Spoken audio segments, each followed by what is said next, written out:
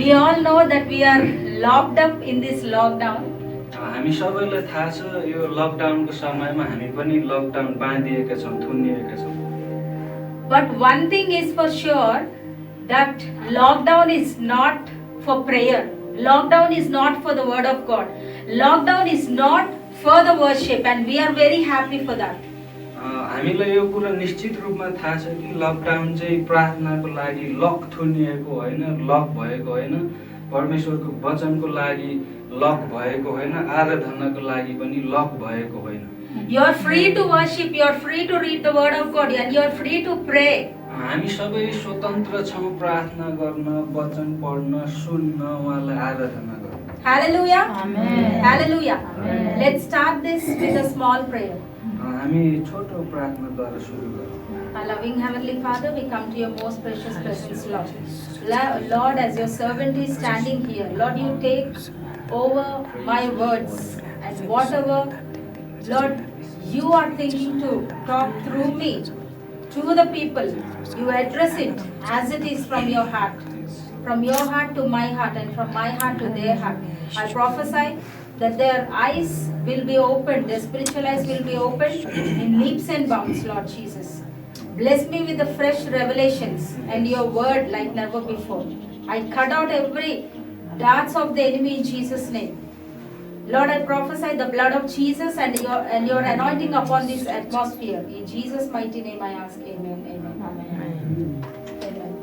कपाल पछाडि लैर आउँदै थियो ल। So today we are pondering over Psalm 84. हामी सधैँ चाहिँ आजको दिनमा पनि भजन सङ्ग्रह चाहिँ 84 मा आइपुगेका छौँ। It clearly talks about यो स्पष्ट रूपमा यसले बताउँदछ कि the pilgrim's love and longing for God and the love we have for the house of the Lord. यो चाहिँ परमेश्वरको सर्वशक्तिमान परमप्रभुको वासस्थानको चाहिँ चाहना गरेको कुरा हामी यहाँ पाउँछौँ। It talks about the longing, the love we should have for God. यसले यो पनि बताएको छ कि परमेश्वर प्रतिको प्रेममा तृष्णा जो चाहिँ हामीमा पनि हुनु पर्दछ। Amen. Amen. It clearly talks about how much we should love the church, how much we should love the God's presence. यसले यो पनि स्पष्ट बताउँदछ कि हामीले परमेश्वरलाई कसरी प्रेम गर्नुपर्दछ र त्यसै गरी मण्डलीलाई पनि भनेको आयो। It beautifully describes about the dwelling place of God. यो यति सुन्दरता साथ वर्णन गरिएको छ कि परमेश्वरको वासस्थानको बारे। In verse 1 it says, how lovely is your dwelling place, O Lord of hosts. पद 1 मा चाहिँ यसरी बताइएको छ, हे सर्वशक्तिमान परमप्रभु तपाईको वासस्थान कति मनोहर छ। Hallelujah. Amen. It is beautiful place. The house of the Lord is the best place. परमेश्वरको वासस्थान चाहिँ सुन्दर ठाउँ हो। It is the best place. एकदम उत्तम ठाउँ हो। Do you think, yes, our house, practically speaking, we say, wherever we go, we should get back to our house. तपाईहरुलाई थाहा छ हामी जहाँ जहाँ गए पनि फेरि हामी आफ्नै घरमा फर्किन्छौँ। Yes, we all feel the same, no? No matter where we travel around the world. हामी सबैले यही महसुस गर्छौँ जहाँसुकै संसारभरि जहाँ हामीले यात्रा गरे पनि We will feel happy and at home when we are at our home only. हामी यतिखेर मात्रै सन्तुष्टि र खुसी हुन्छौँ जब हामी हाम्रो घरमा हुन्छौँ। Hallelujah. Amen. Because there is pure love in the family. किनकि परिवारमा त्यो शुद्ध पवित्र प्रेम पाइन्छ। Hallelujah. Amen. Some say we don't get that love even in our family. Some people say. Yeah. कसैले भन्छ कि त्यस्तो प्रेम हामीले घरमा भेटिदैन। But when you come to the house of the Lord, you will have the love of the Lord. जब तपाईँ परमेश्वरको घरमा अथवा परमेश्वरको वासस्थानमा आउनुहुन्छ त्यो प्रेम भेट्नुहुन्छ। Hallelujah. Amen. You will have all the beautiful characteristics of the Lord. तपाईले परमेश्वरको यति सुन्दर गुणहरू भेट्टाउनुहुन्छ जब तपाईँ परमेश्वरको वासस्थानमा आउनुहुन्छ। Jesus Christ is coming very, very soon, and we have to long for His presence, long for the church, long for the prayers, long for the word of God, long for the worship, and not for any other pleasures or blessings of the world. This should be the first priority, and next any other thing. येशू ख्रिस्ट छिट्टै आउनुहुन्छ, यसको लागि हामी तयार हुनुपर्छ र हामी परमेश्वरको वचनको लागि तृषित हुनुपर्छ र अरू कुनै पनि कुराको लागि होइन। Our heart and flesh should cry for God. हाम्रो हृदय र हाम्रो मगज परमेश्वरको लागि रुने कराउने। If there is any sin ruling our heart and flesh, it will stop us from connecting from our Father in heaven. यदि हाम्रो हृदयमा चाहिँ पापले राज्य गरिरहेका छन् भने हामीलाई यसले परमेश्वरको नजिक जान र परमेश्वरसँगको सम्बन्ध जोड्नलाई चाहिँ बाधा पुर्याउँछ। Yes. Yesterday, as we were already talking about that, our God is known for His holiness. As I already told, the stars, the film stars are known for the films. Politicians are known for their ministry, for their, the place they hold in the governments. Sports stars are known for the sports and the victory they win. But Jesus is known for love and holiness. जसरी हामीले हिजो सिक्दै थियौँ कि येशू ख्रिस्ट चाहिँ पवित्रतामा महान र प्रसिद्ध हुनुहुन्छ भनेर, त्यसै गरी हामीले भनेको थियौँ, सुनेको थियौँ कि फिल्म स्टारहरू चाहिँ प्रसिद्ध छन् कि उनीहरूको फिल्मको कारणले कुनै पोलिटिसियन राजनीतिज्ञहरू चाहिँ उनीहरूको राजनीतिक पद र ओहदाको कारणले, तर येशू ख्रिस्ट कुनै पनि संसारको थोकबाट होइन, तर पवित्रतामा चाहिँ उहाँ प्रसिद्ध हुनुहुन्थ्यो। First, in order for us to love God and to love the presence of the Lord, there should be holiness imparted to us. परमेश्वरसँग जिउनको लागि, उहाँसँगै हुनको लागि, सम्बन्ध स्थापित रहिरहनको लागि हामीमा पनि पवित्रता, शुद्धता भन्ने कुरा हुनुपर्छ। Without godliness, without God, there is no holiness at all. परमेश्वर बिना, उहाँसँगको सम्बन्ध बिना हाम्रो हृदयमा कुनै पनि पवित्र र शुद्धता छैन। When there is no holiness, we cannot crave, we cannot like God, we cannot like the men and women of God, we cannot like pastors, we cannot like the God's presence, worship, word of God and prayer. जब हामीमा पवित्रता, शुद्धता र परमेश्वरसँगको सम्बन्ध हुँदैन, हामीलाई न त परमेश्वरका मानिस मन पर्छन्, न त सेवक मन पर्छन्, न त सन्तति मन पर्छन्, न त वचन पढ्न मन लाग्छ। Amen. Only when we cry for holiness, we can find the real God. जब हामी पवित्रताको लागि रुन्छौँ, कराउँछौँ, चिच्याउँछौँ, वास्तवमै हामीले परमेश्वरलाई भेट्दछौँ। Hallelujah. Amen. And it also says there is satisfaction in the house of God. Satisfaction. यहाँ यसरी पनि भनिएको छ यो खण्डमा, परमेश्वरको घरमा अर्थात् परमेश्वरको वासस्थानमा मात्र सन्तुष्टि प्राप्त हुन्छ भनेको छ। Yeah, if you're a real Christian or if you're really loving God, you can understand this very deeply. No matter where you go, what you get in your life, whatever you do, you will only find happiness, contentment and satisfaction in the presence of God. यदि तपाईँ साँचो Christian हुनुहुन्छ भने जस्तो सुकै अवस्था, परिवेश अथवा तपाईँ जहाँ रहनु भए तापनि खुसी र सन्तुष्टि भन्ने कुरा परमेश्वरमा मात्रै पाउनुहुन्छ। Hallelujah. Amen. Have you ever experienced it? I believe you have. के तपाईहरुले यस्तो महसुस गर्नु भएको छ त? Amen. Amen. Maybe your daughters and your sons are well settled. हुन सक्छ तपाईको छोराछोरीहरु राम्रोसँग स्थापित भएको, आफ्नै खुट्टामा उभिएको। Maybe your family is well off. It is well settled. Sorry. Maybe your family is well settled. हुन सक्छ तपाईको परिवार पनि एकदमै राम्रो तरिकाले स्थापित भएको। But at the end of the day, you can only find satisfaction, contentment, the peace of God only in the presence of God. Nothing can give you that peace that passeth all understanding. जे जसो भए तापनि अन्त्यमा खुसी, शान्ति, आनन्द पाउने भनेको परमेश्वरमा मात्रै हो। Hallelujah. Amen. And thirdly, in this chapter talks about finding strength in the presence of God. अनि तेस्रो मुख्य कुरो चाहिँ यो खण्डमा के गरिएको छ भने हामीले परमेश्वरमा मात्र शक्ति र बल पाउँदछ भनेर Hallelujah. Amen. We all are pilgrims in this life. हामी यो जीवनमा चाहिँ हामी यात्रीहरू हौँ। Yes. But imagine, for instance, here in Nepal, you have Himalayas here. You have Himalayas, and for you to go and trek in Himalayas, you need something. You know, the trekkers, they have a big bag.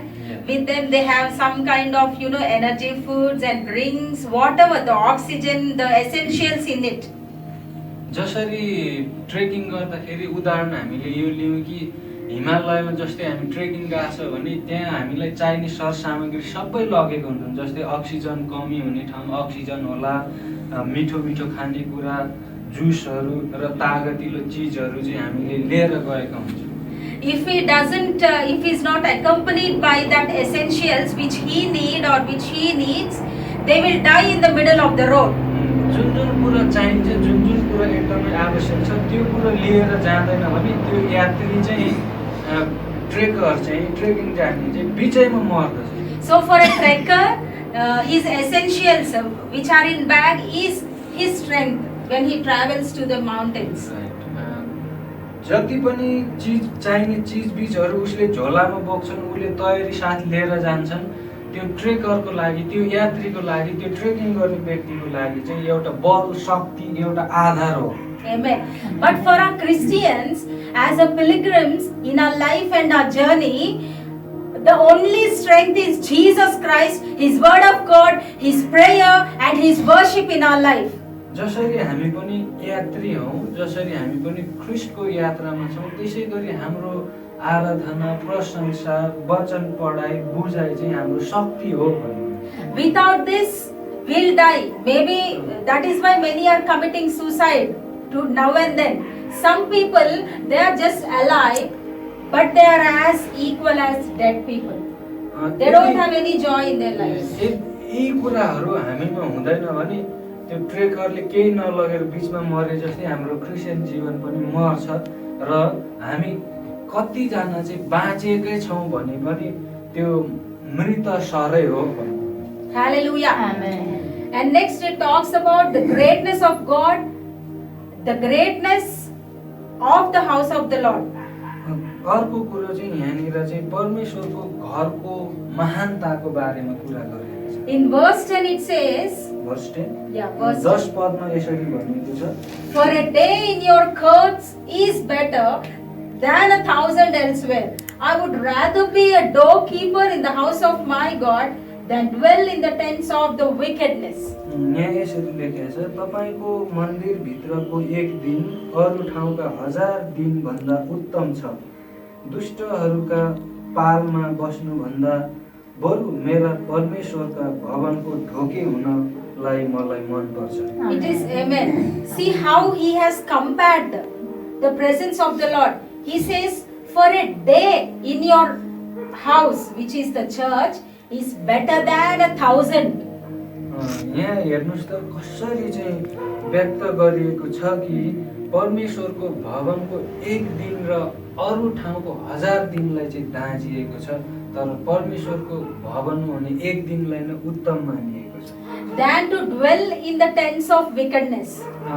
यो चाहिँ परमेश्वरको घरमा एक दिन बस्नु नै एकदम उत्तम हो, 1000 गुणा उत्तम छ कि दुष्टहरूको पालमा अथवा सङ्गतमा ठाउँमा बस्नु भन्नु। Amen. Amen. And these are the last days. We have no time. We have no time to chit chat. We have no time to have foolish chats, going to others' house, making stupid and meaningless phone calls, wasting our precious time, valuable time. That we need to pray for the world. We need to pray for the souls, perishing souls. They are very expensive things that we have to give our time for. Expensive things we have to do. There is no time to do cheaper things. There is no time to go into wicked ways and perish. There is no time for anything on this earth. We have to be prepared that God is coming. We have to prepare ourselves. परमेश्वरको आगमनलाई हामीले कुर्नको लागि हामी तयार हुनुपर्छ। हामीसँग कहीँ कतै गएर कानेकुसी गर्ने, कुरा काट्ने, नचाहिने कुरा गर्ने त्यस्तो समय हामीसँग छैन। हामी तयार हुनुपर्छ। परमेश्वरको आगमनलाई हामीले कुर्नुपर्छ, पर्खाउनुपर्छ, हामी तयार हुनुपर्छ। Amen. We see a couple who is in very deep love with each other. They express their love and they say, I cannot live without you. And they make time to spend with each other. They cut out every schedules. They cut out everything in their life and make time. They struggle to make time to spend with each other. हामीले यो एउटा उदाहरण लिन सक्छौँ कि एउटा प्रेमी र प्रेमिकाको बिचमा उनीहरूले एक अर्कालाई म तिमीलाई प्रेम गर्छु, म तपाईँलाई प्रेम गर्छु भनेर जब समर्पण गरिसकेपछि उनीहरूले यो कुरो सम्भव तुल्याउनको लागि धेरै सङ्घर्ष गर्छन्। कैयौँ त्यो सेड्युलहरू उनीहरूले ब्रेक गरेर चाहिँ एकै साथ भएर खुसी बाँड्नलाई, रमाइलो गर्नलाई, मनोरञ्जन गर्नलाई, प्रेम साटासाट गर्नको लागि चाहिँ धेरै कुराहरू पन्छ्याउँछन्, धेरै सेड्युलहरू बिघ्न बाधाहरू पन्छाउँछन्। When it is the time for them to meet in one place or in some place where they decided, if they get any phone calls from their friends, they cut it off, or from their family, they cut them off, or any schedules, they will prioritize their time for each other. That is the way we have to behave with our Jesus. We need to reschedule our priorities, our contacts, our time, and do not waste our time on filthy things, on filthy people. जसरी त्यो प्रेमी र प्रेमिकाले चाहिँ आफ्नो समय मिलाएर चाहिँ जब भेट्छन् अथवा उचित समय मिलाएर एकअर्कासँग प्रेम साटासाट गर्छन्, त्यहाँनिर त्यो ठाउँमा रहँदा, सँगै रहँदा कसैको फोन आउँछ भने उनीहरूले त्यो फोन काट्छ, उठाएर त्यतै बोलिरहँदैन, उताको कुरा सुन्दैन। अनि त्यस्तै गरी अन्य थुप्रै योजनाहरू पनि उनीहरूले बन्द गरेर चाहिँ त्यसरी उनीहरू गएका हुन्छन्। त्यसै गरी जसरी प्रेमी प्रेमिकाले अरू कुरालाई कटअप गरे जस्तै गरी हामीले पनि जब परमेश्वरसँग गरिएको समर्पणमा सबै कुरोलाई त्यागेर कटअप गरेर चाहिँ हामी परमेश्वरसँग रहनुपर्छ र हाम्रो प्रेम र परमेश्वरको प्रेम बिचको सम्बन्ध हुनुपर्छ र हामीलाई चाहिँ अब नचाहिने खराब कुराहरू गरेर बस्ने र बाँच्ने समय छैन भन्दै। Yes, for instance, let us name them as Sailaja and Suresh. So this, they are a couple who are in genuine love with each other. This Sailaja is full of Suresh. The Sailaja world. No, I am giving another name. Okay, let us take Manup and Sayala. Okay, because they are in front of us. So as they got married, this Sayala is full of Manup.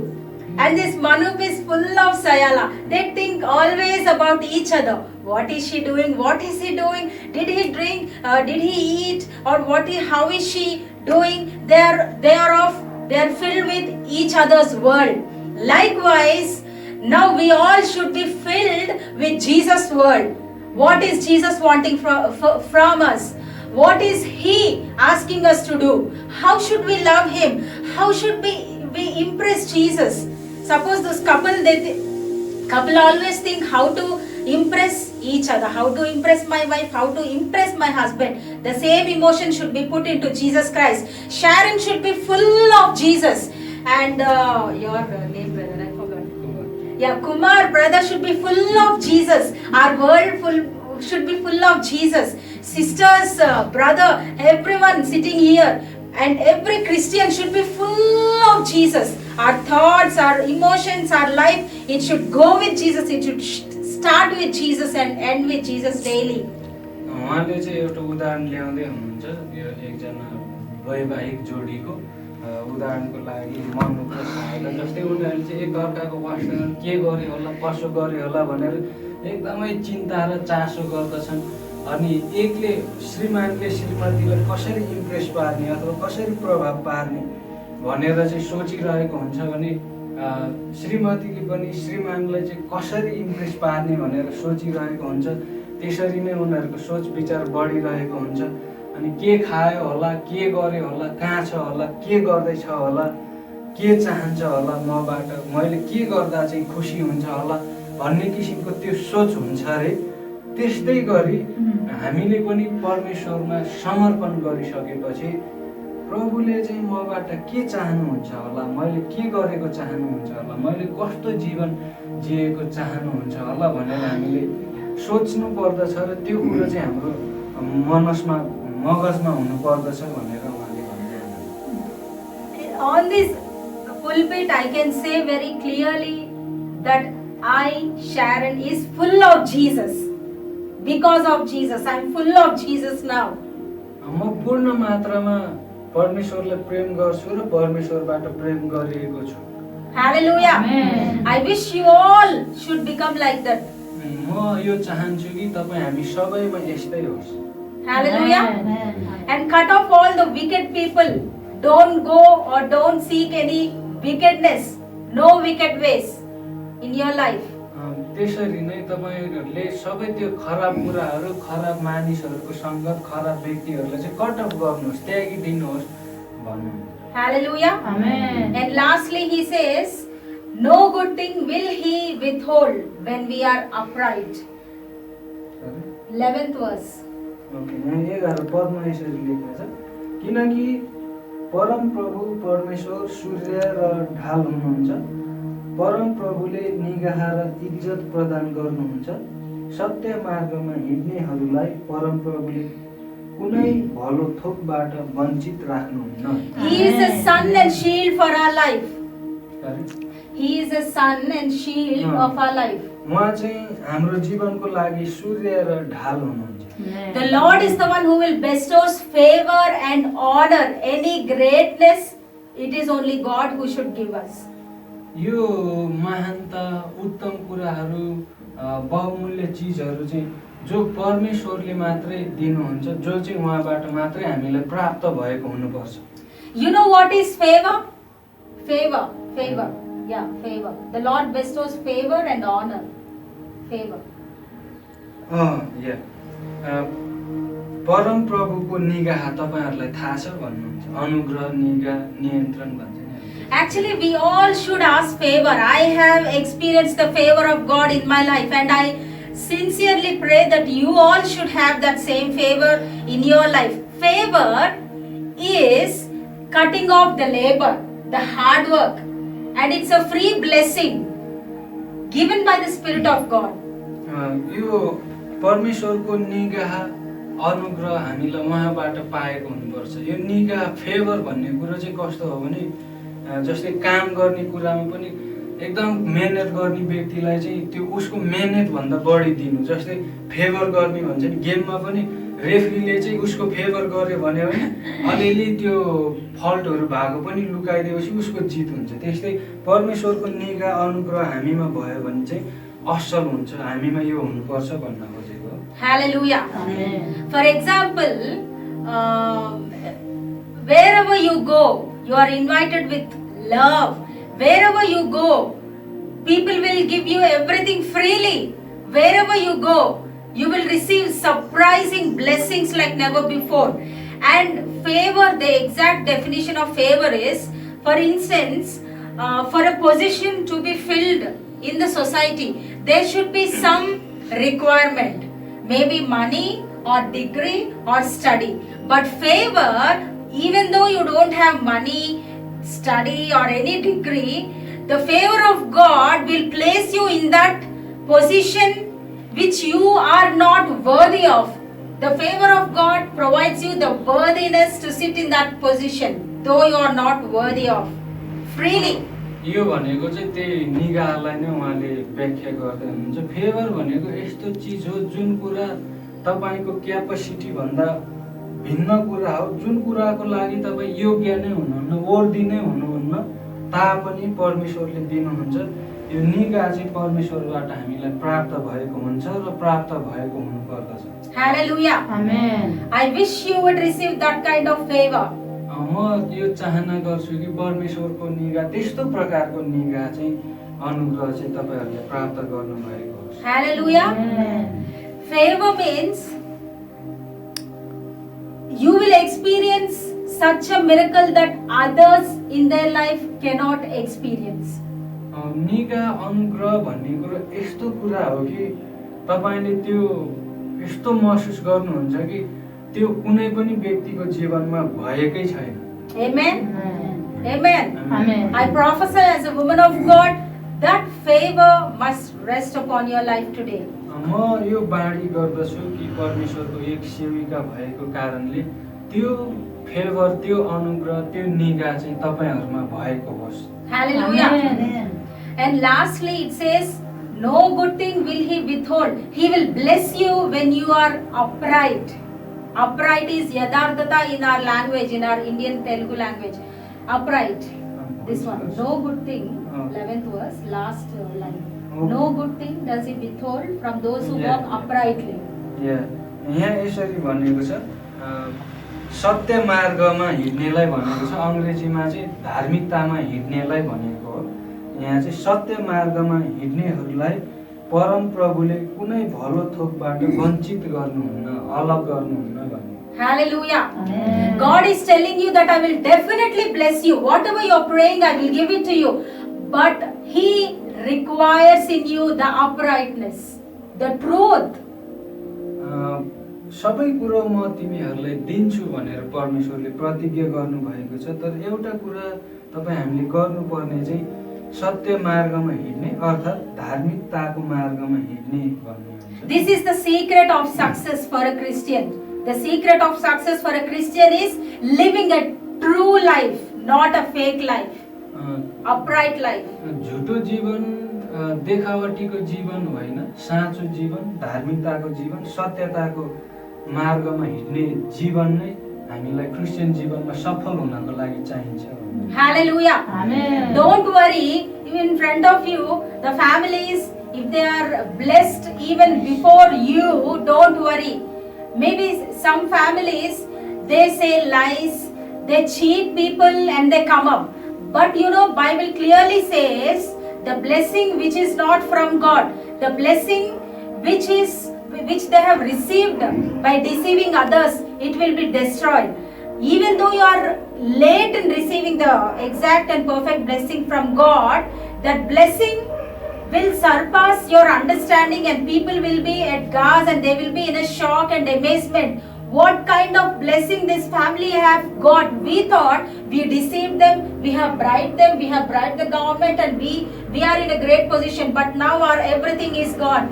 We thought they did not get anything, they did not get any blessing. They are waste and they are dead and gone. But today, those people will be ashamed by seeing the success, the blessing, the money, the name, fame, status, anointing, the ministry you carry.